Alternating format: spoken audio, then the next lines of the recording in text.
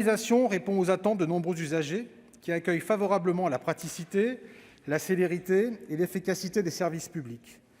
Mais l'évolution n'est pas reçue de la même manière par tous. Elle révèle en effet une inégalité face à l'usage des outils numériques, puisque 14 millions de Français ne les maîtrisent pas.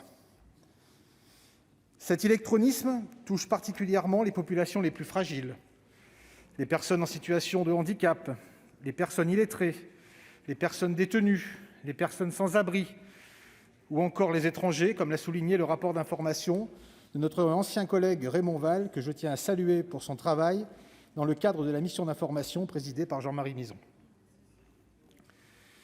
Outre l'exclusion par la compétence, demeure l'exclusion matérielle, qu'elle soit due à une couverture numérique insuffisante ou à un manque d'équipement. En matière de connexion Internet, seulement 50% de la population ultramarine est raccordée, le nombre de maisons de services au public étant insuffisant par rapport aux besoins. La fracture numérique existe encore et se superpose à la fracture territoriale, créant des déserts administratifs. Les territoires situés en zone blanche sont le plus souvent ceux qui ont subi auparavant la disparition de leurs services publics de proximité et le désengagement de l'État.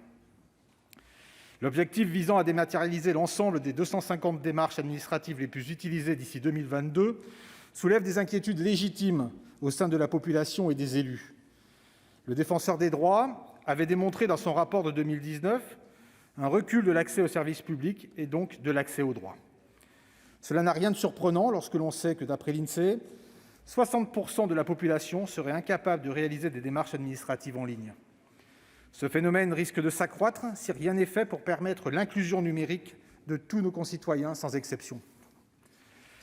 La modernisation de l'État par la dématérialisation des services publics est une conséquence du principe d'adaptabilité et de mutabilité du service public. Il implique de réaliser des efforts considérables en matière de formation au numérique à tous les niveaux par l'école et par les entreprises. Ce principe exige une médiation numérique afin de favoriser l'autonomisation de l'usager ou, lorsque cela s'avère nécessaire, son accompagnement. Les initiatives sont nombreuses, mais n'ont pas encore permis d'atteindre les objectifs fixés. Les passes numériques, devant servir à financer la formation numérique, sont déployés à un rythme trop lent et ont une valeur insuffisante. L'organisation des lieux de formation au numérique souffre d'un manque de lisibilité, si bien que l'on assiste aujourd'hui à un empilement des structures développées de manière non coordonnée. Le principe d'égalité devant le service public commande de garantir l'accès de tous nos concitoyens, à un accueil physique et de préserver la possibilité de ne pas recourir à des démarches dématérialisées lors des échanges avec l'administration. Certaines situations complexes nécessiteront une intervention humaine et un maillage fin des services publics sur l'ensemble de notre territoire. Afin d'offrir une solution aux 14 millions de Français qui souffrent d'illectronisme et afin d'atteindre l'objectif d'une inclusion numérique pour tous, j'ai déposé avec plusieurs de mes collègues du Rassemblement démocratique et social européen cette proposition de loi qui entend traduire une partie des préconisations de la mission d'information du Sénat. Parce qu'il est fondamental de disposer d'un état des lieux précis de l'illectronisme pour guider l'action publique, le chapitre 1er de la proposition de loi propose 2 mesures.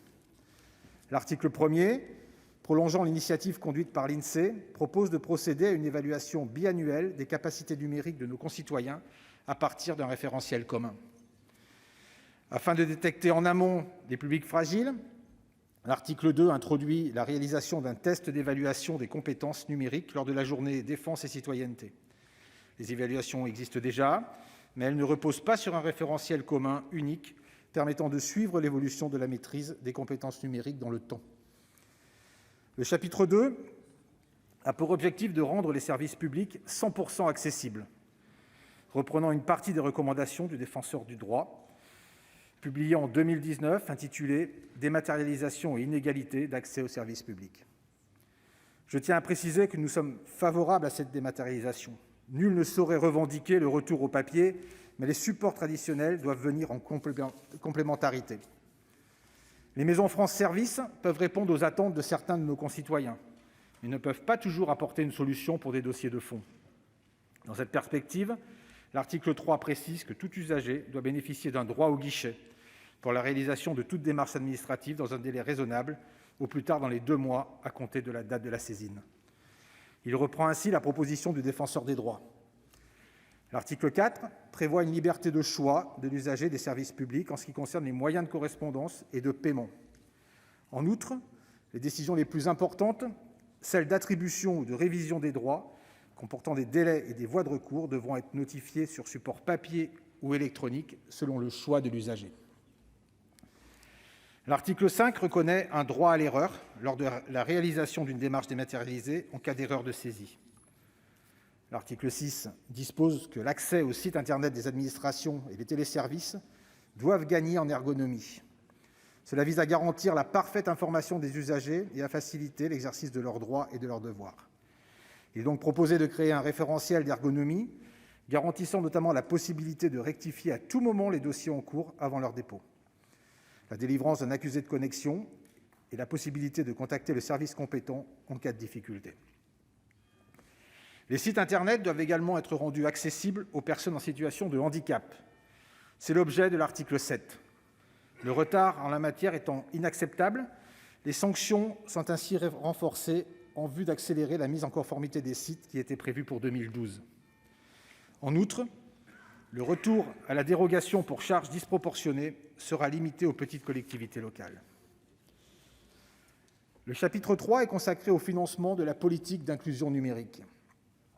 L'article 8 instaure un fonds de lutte contre l'exclusion numérique doté d'au moins 500 millions d'euros par an, ainsi qu'un chèque équipement sous condition de formation à destination des ménages modestes. Les 250 millions d'euros prévus par le Gouvernement à l'inclusion numérique dans le cadre du plan de relance, bien qu'inédits, sont insuffisants au regard du milliard d'euros recommandé par la mission d'information.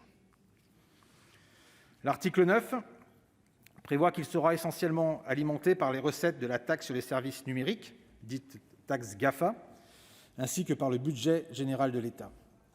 Il permettra d'accroître le financement du pass numérique et de renforcer sa valeur, la formation au numérique sur l'ensemble du territoire, la structuration d'une offre de médiation numérique de qualité, la couverture intégrale du territoire en lieu d'accompagnement numérique des usagers du service public, ainsi que le chèque équipement nouvellement créé. Le chapitre 4 est relatif à l'accompagnement des usagers exclus de la dématérialisation des services publics. L'article 10 confie à l'ANCT, l'Agence nationale de la cohésion des territoires, la charge d'établir une cartographie de l'ensemble des lieux d'accompagnement des usagers et d'accompagner la structuration de l'offre de médiation numérique sous un label unique. Il complète ainsi la stratégie nationale d'orientation de l'action publique annexée à la loi ESSOC de 2018. L'article 11 dispose que les établissements publics de coopération intercommunale désignent un référent inclusion numérique chargé d'accompagner et de coordonner les initiatives locales en matière de médiation numérique. Il constitue un point de contact auprès du secteur associatif.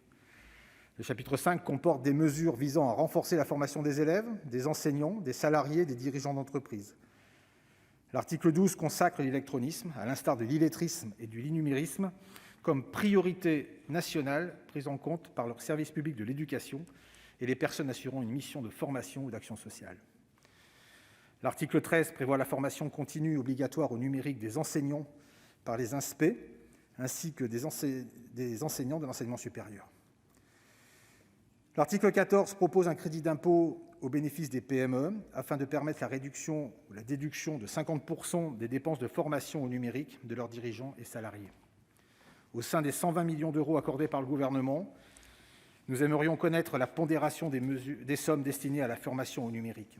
Nous craignons en effet que la transformation numérique des entreprises et le développement de la vente en ligne n'absorbent l'essentiel de l'enveloppe.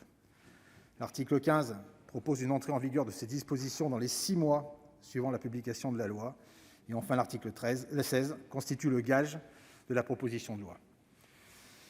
Cette proposition de loi répond à un réel besoin. Le diagnostic est partagé par tous. Ainsi, j'espère que notre Assemblée fera le choix de l'adopter et je vous remercie. Merci, Monsieur Gold. La parole est à Monsieur Thani Mohamed Soihili, rapporteur de la commission des lois.